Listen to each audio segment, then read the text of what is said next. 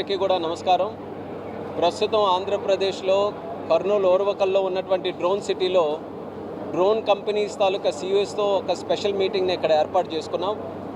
Drone city దేశంలోనే మొట్టమొదట innovative concept. అది మన ముఖ్యమంత్రి వర్యులు నారా చంద్రబాబు నాయుడు గారు దీనికి ఒక మానస పుత్రికగా డ్రోన్స్ రానున్న కాలంలో ఒక ఫ్యూచర్ టెక్నాలజీ కింద ప్రతి ఒక్కరికి కూడా ఉపయోగపడే టెక్నాలజీగా దీన్ని గుర్తించి దీన్ని అప్లికేషన్స్ రూపంలో మరింత అన్లాక్ ఎలా చేయాలి, దీని మ్యానుఫ్యాక్చరింగ్ని మన ఆంధ్రప్రదేశ్లో ఎలా రిజిస్టర్ చేయాలి, డ్రోన్స్కి సంబంధించి ఓవరాల్ ఈకో సిస్టమ్ కూడా ఎలా ఎస్టాబ్లిష్ చేయాలని 2 సంవత్సరాల క్రితం అమరావతిలో డ్రోన్ సమ్మిట్ పెట్టినప్పుడు ఆ రోజే దీని తాలూకా డ్రోన్స్ తాలూకా పొటెన్షియల్ గుర్తించి ముఖ్యమంత్రి వర్యులు 600 ఎకరాలు ఇక్కడ ఓర్వకల్లో దీనికి కేటాయించి డ్రోన్ సిటీగా దీన్ని గుర్తించడం జరిగింది.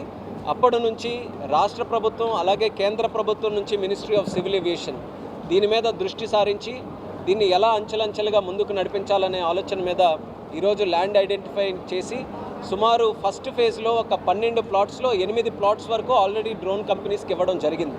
అంటే 55 ఎకరాల వరకు డిఫరెంట్ ప్లాట్స్లో డ్రోన్ కంపెనీస్కి ఇచ్చి మ్యానుఫ్యాక్చరింగ్ ఇక్కడ ఎస్టాబ్లిష్ చేయడానికి అన్ని చర్యలు కూడా తీసుకున్నాం. అయితే రానున్న కాలంలో దీన్ని ఇంకా ప్రమోట్ చేయాలనంటే ఇక్కడ ఓర్వకల్లో ఇంకా ఏ ఫెసిలిటీస్ ఎస్టాబ్లిష్ చేయాలని డ్రోన్ కంపెనీస్ని ఇక్కడ తీసుకొని వచ్చి ఈ ఏరియా వాళ్ళకి చూపించి ఇప్పుడు ఆల్మోస్ట్ ఇక్కడ 150 కంపెనీల తాలూకా రిప్రజెంటేటివ్స్ వచ్చారు. సీఈఓలు కానీ, సిఎక్స్ఓలు కానీ, సిఎఫ్ఓలు కానీ అందరూ కూడా వచ్చారు. వాళ్ళకి రాష్ట్ర ప్రభుత్వం తరపున, డ్రోన్ కార్పొరేషన్ తరపున ఇక్కడ డ్రోన్ సిటీ ఎలా వస్తుంది, ఏపీలో డ్రోన్ పాలసీ ఎలా ఉంది, గవర్నమెంట్ ఎలా మీకు సపోర్ట్ చేయబోతుంది, ల్యాండ్ ఎలా కేటాయించబోతున్నాం, ఇక్కడ ఏ ఫెసిలిటీస్ ఉన్నాయి ఈ యొక్క డ్రోన్ సిటీలో, ఇవన్నీ కూడా ఒక ప్రెజెంటేషన్ రూపంలో వాళ్ళకి ఇవ్వడం జరిగింది. ఆల్మోస్ట్ అన్ని కంపెనీస్ కూడా ఈరోజు దేశంలో హైదరాబాద్లో కానీ, బెంగళూరులో కానీ, ఇతర ప్రాంతాల్లో ఆల్రెడీ కంపెనీస్ పెట్టుకున్నారు.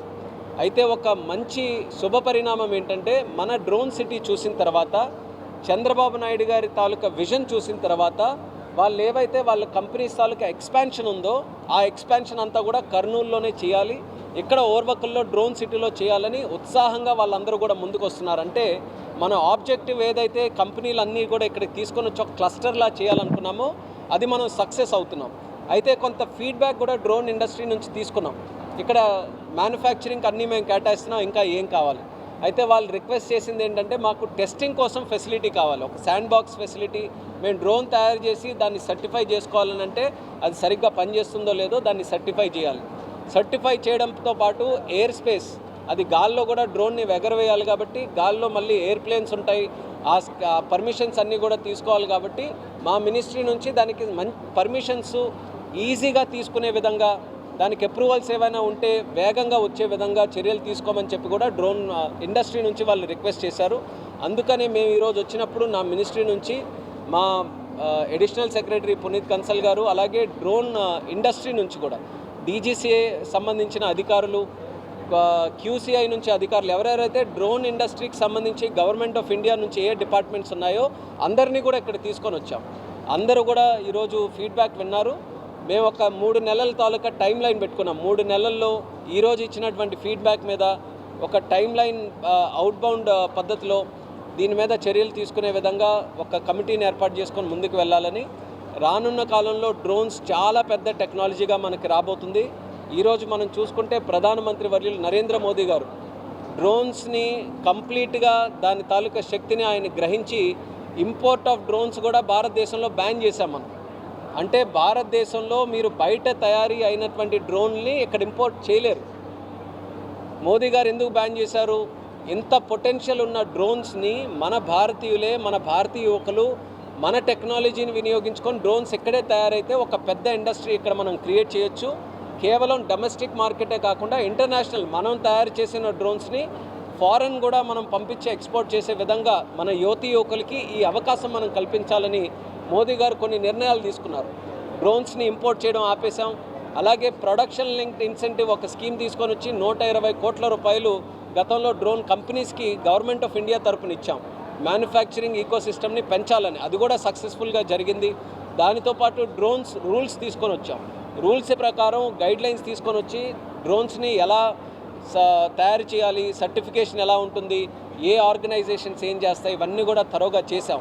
కాకపోతే ఇదంతా ఒక సెట్ అయితే ఆ ఫౌండేషన్ మీద నెక్స్ట్ స్టెప్కి మనం వెళ్ళాలి. దానికి సంబంధించి కొన్ని మంచి ఫీడ్బ్యాక్ కూడా డ్రోన్స్ దగ్గర నుంచి చేశాం. ఈరోజు గవర్నమెంట్ ఆఫ్ ఇండియా తరపున కూడా మొన్న కూడా మీరు అందరూ కూడా చూశారు, రాయలసీమలోనే మన రక్షణ శాఖ మంత్రివర్యులు రాజ్నాథ్ సింగ్ గారు వచ్చినప్పుడు ఇదే డ్రోన్ సిటీకి ఆ రోజు ఫౌండేషన్ స్టోన్ కూడా మనం వేసాం, గ్రౌండ్ బ్రేకింగ్ సెరమనీ కూడా చేశాం. ఆ రోజు కూడా నేను చెప్పాను, ఈ డ్రోన్స్కి సంబంధించి ఒక ప్రత్యేకమైనటువంటి స్కీమ్ని గవర్నమెంట్ ఆఫ్ ఇండియాలో మేము తయారు చేస్తున్నాం. ఆ స్కీమ్ తాలూకా ముఖ్య ఉద్దేశం కూడా స్థానికంగా మనం డ్రోన్స్ని మ్యానుఫ్యాక్చరింగ్ ఇంకెలా పెంచవచ్చు, డ్రోన్స్ తాలూకా తయారీ మన దేశంలో ఎలా పెంచవచ్చు అన్న ఉద్దేశంతో ఒక మంచి స్కీమ్ కూడా తీసుకొని వచ్చాం. అది ఇండస్ట్రీకి కూడా చెప్పాం, వాళ్ళకు కూడా అడ్వాంటేజ్ తీసుకోమని కూడా ఈ సభాముఖంగా తెలియజేశాం. ఈరోజు ఇంత చక్కగా రావడానికి కాస్త ఇబ్బంది అయినా సరే 150 కంపెనీల నుంచి రిప్రజెంటేటివ్స్ దేశం మొత్తం మీద డ్రోన్స్కి సంబంధించిన వాళ్ళందరూ కూడా ఇక్కడ విచ్చేసి, వాళ్ళు హైదరాబాద్ ఎయిర్పోర్ట్లో దిగితే అక్కడ నుంచి బస్సు వేసుకొని వాళ్ళందరూ కూడా వచ్చిన తర్వాత ఇక్కడికి వచ్చిన తర్వాత ఒక్కరు కూడా మేము ఇబ్బంది పడ్డామని చెప్పలా.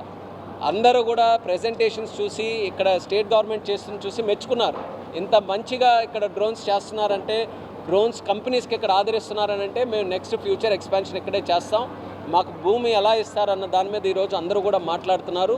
సో రానున్న కాలంలో డ్రోన్ సిటీ ఏదైతే ఉందో దేశంలోనే కాకుండా ప్రపంచంలోనే ఒక హబ్గా ఇది మారబోతుంది.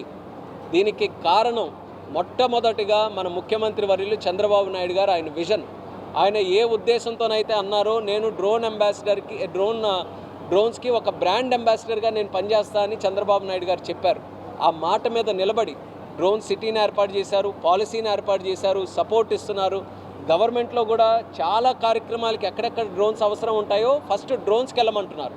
మీరు ఇప్పుడు కూడా చూసుకుంటే అగ్రికల్చర్లో డ్రోన్స్ చాలా పెద్ద ఎత్తున వాడుతున్నాం, శానిటేషన్లో ఇప్పుడు వాడుతున్నాం, మస్కిటో ఇరాడికేషన్కి వాడుతున్నాం, డ్రైన్స్ని క్లీన్ చేయడానికి వాడుతున్నాం. అలాగే లా అండ్ ఆర్డర్లో కూడా మీరు పెద్ద పెద్ద ఈవెంట్స్ ఎక్కడైనా జరిగితే పోలీసు వాళ్ళు కూడా డ్రోన్స్ని వాడుకొని సర్వేలెన్స్ అన్నీ కూడా చేస్తున్నారు. వీడియోస్ రికార్డ్ చేసి ఎవరైనా తప్పు చేస్తే వాళ్ళని ఐడెంటిఫై చేయడానికి కూడా డ్రోన్స్ని వాడుతున్నారు. ల్యాండ్ సర్వే గురించి వాడుతున్నాం, ఎక్కడైనా ఫారెస్ట్ ఏరియా సర్వే చేయాలి, లేకపోతే ఇంకేదైనా ఒక కన్స్ట్రక్షన్ ఏరియా రోడ్స్ని సర్వే చేయాలి, వీటన్నిటికీ డ్రోన్స్ ఈరోజు వాడుతున్నాం. మంచి రిజల్ట్స్ ఈరోజు వస్తున్నాయి. ఈరోజు హెల్త్ విషయంలో కూడా బ్లడ్ శాంపిల్స్ ట్రాన్స్పోర్ట్ చేయడానికి, మెడిసిన్స్ ట్రాన్స్పోర్ట్ చేయడానికి, ఇంపార్టెంట్ అవర్లో వాళ్ళకి మెడికల్ ఫెసిలిటీస్ని పంపించడానికి వీటన్నిటికీ డ్రోన్స్ యూజ్ చేస్తున్నాం. సో రానున్న కాలంలో డ్రోన్స్ తాలూకా వినియోగం మరింత పెరగబోతుంది. ప్రతి విలేజ్లో కూడా భారతదేశంలో ఎన్ని గ్రామాలు ఉన్నాయో ప్రతి గ్రామంలో అట్లీస్ట్ ఒక డ్రోన్ ఉండాలన్నా 6 లక్షల పైగా డ్రోన్లు మన భారతదేశంలో ఉండాలి. ప్రస్తుతం ఉన్న డ్రోన్లు 40,000కు పైగా ఉన్నాయంటే ఇంకెంత మార్కెట్ మనకు ఉందో ఒకసారి గ్రహించింది. ఆ మార్కెట్ని ట్యాప్ చేయడానికే ప్రభుత్వం తరపున రాష్ట్ర ప్రభుత్వం, కేంద్ర ప్రభుత్వం కలిసి ఈ డ్రోన్ సిటీని ఫుల్ సక్సెస్ఫుల్గా ముందుకు నడిపించాలని మా ప్రయత్నం మేము చేస్తున్నాం. ఇందులో మరొక ముఖ్యమైనటువంటిది ఏంటంటే, ఈ డ్రోన్ సిటీ ఓర్వకల్లో ఏర్పాటైన తర్వాత ఉద్యోగాలు మన యువకులకే వస్తాయి. ఇక్కడ ఏర్పాటు చేసిన తర్వాత ఇప్పుడు చాలామంది చెప్పారు స్కిల్లింగ్ ఇప్పించండి, స్థానికులకి మంచి స్కిల్లింగ్ ఇప్పించండి, సో వాళ్ళే ఇక్కడ పనిచేసే విధంగా చేస్తారని దాని మీద కూడా మంచి కరికులం తయారు చేసి డ్రోన్స్లో పైలట్స్ అవ్వడానికి కానీ డ్రోన్ కంపెనీల్లో పనిచేయడానికి మినిమం ఏదైతే స్కిల్లింగ్ కావాలో వాటి మీద కూడా దృష్టి పెట్టి స్థానికంగా ఇక్కడ కర్నూలులో కానీ ఓర్వకల్లో లోకల్గా ఉండే వాళ్ళకి ఎక్కువ శాతం ఉద్యోగాలు వచ్చే విధంగా ఇది తీసుకుంటాం. ఎందుకనంటే అది కూటమి ప్రభుత్వం తాలూకా ఎజెండా ఉద్యోగ కల్పన అనేది. దానికి చంద్రబాబు నాయుడు గారు, మరీ ముఖ్యంగా మన యువ నాయకులు లోకేష్ అన్న గారు కూడా దీని మీద పెద్ద ఎత్తున కృషి చేసి రాష్ట్రంలో పెట్టుబడులు తీసుకొని రావడానికి ఏ రాష్ట్రం కూడా మనకు పోటీగా లేదు ఈరోజు. అది గర్వంగా మనం చెప్పుకోవచ్చు. ఎవరైనా సరే పెట్టుబడులు పెట్టాలనంటే ఆంధ్రప్రదేశ్ రాష్ట్రం వైపు ఫస్ట్ చూస్తున్నారు, మన రాష్ట్రం రావాలని. రాయలసీమ అవ్వచ్చు, ఉత్తరాంధ్ర ప్రాంతం అవ్వచ్చు, లేకపోతే అమరావతి ప్రాంతం అవ్వచ్చు, తిరుపతి లాంటి ఏరియాలు అవ్వచ్చు, ఎక్కడైనా సరే ముందు ఆంధ్ర రావాలి, చంద్రబాబు నాయుడు గారితో మాట్లాడాలి, అక్కడే పెట్టాలని ఎంతో ఆసక్తిగా ఈరోజు చూస్తున్నారనంటే 2 సంవత్సరాల్లో ఆంధ్రప్రదేశ్ రాష్ట్రంలో ఎంత మార్పు వచ్చిందో మనం అందరం కూడా గమనించాలి. ఆ మార్పుని మనం కాపాడుకొని ముందుకు నడిపిస్తూ యువకులకి మంచి ఉద్యోగాలు వచ్చే విధంగా అన్ని నిర్ణయాలు కూడా వాళ్ళకి సంబంధించి పాజిటివ్గా తీసుకొని ముందుకు వెళ్తాం. డ్రోన్ సిటీ ఇప్పటివరకు ఫౌండేషన్ స్టేజ్లో ఉంది. ఈరోజు డ్రోన్ ఇండస్ట్రీ తాలూకా రెస్పాన్స్ చూసిన తర్వాత ఇది ఎట్టి పరిస్థితుల్లో సక్సెస్ అవుతుందనే నమ్మకం మాకుంది. ఈరోజు మినిస్టర్ ఆఫ్ సివిల్ ఏవియేషన్గా నేను కూడా వచ్చిన తర్వాత కొన్ని గ్రహించాను. చాలామంది ఆల్రెడీ బెంగళూరులో ఉన్న వాళ్ళు ఉన్నారు. వాళ్ళు ఇక్కడికి రావడానికి సుమారు 4-5 గంటలు పడుతుంది. సో ఇప్పుడే ఎంపీ గారితో కూడా మాట్లాడిన తర్వాత డిస్కస్ చేసాం. భవిష్యత్తులో ఎలా అయితే గతంలో విజయవాడకి కనెక్టివిటీ కావాలంటే విజయవాడకి ఎస్టాబ్లిష్ చేసాం, చెన్నైకి ఉంది, అలాగే వైజాగ్ కూడా ఉంది.